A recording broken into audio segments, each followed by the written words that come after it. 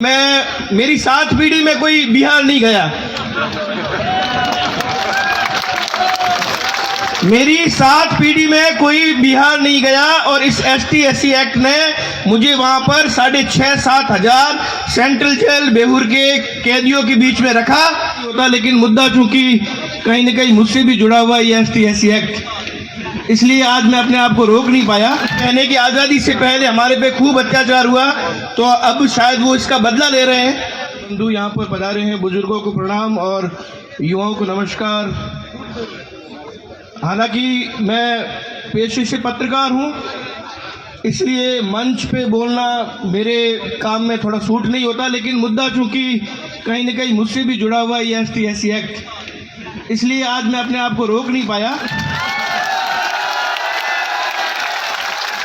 बंधुओं, एक बात बताइए कि आपके आसपास, मैं भी गांव में रहता हूं, आपके आसपास भी दलित रहते थे, आपके स्कूल में पढ़ते थे। मैंने तो मेरे जन्म 87 में मैंने कभी किसी के साथ न तो भेदभाव होते देखा, न भेदभाव कहीं होता है जितना ये बताते हैं।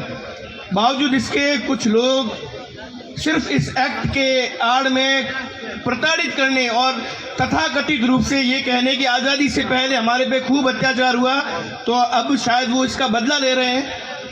मैं वर्ष 2018 की बात पे आना चाहूँगा कि मेरी 7 पीढ़ी में कोई बिहार नहीं गया। मेरी 7 पीढ़ी में कोई बिहार नहीं गया और इस ST/SC एक्ट ने मुझे वहां पर 6,500-7 हजार सेंट्रल जेल बेहूर के कैदियों के बीच में रखा। और जब मैं वहां से बाहर निकला तो मैंने संविधान को सलाम किया कि ऐसा संविधान भगवान किसी दुश्मन देश में भी न दे जहां पर बेकसूर आदमी को जेल डाला जाता है।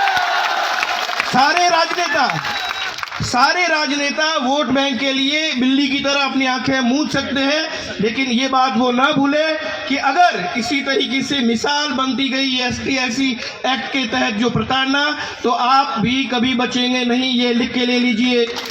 आप अगर ये सोचते हैं कि आज अगर हमारे बोलने से हमारा वोट बैंक खराब होता है, तो आपके ऊपर लानत है, क्योंकि आने वाली पीढ़ियों को आप बर्बाद कर रहे हैं।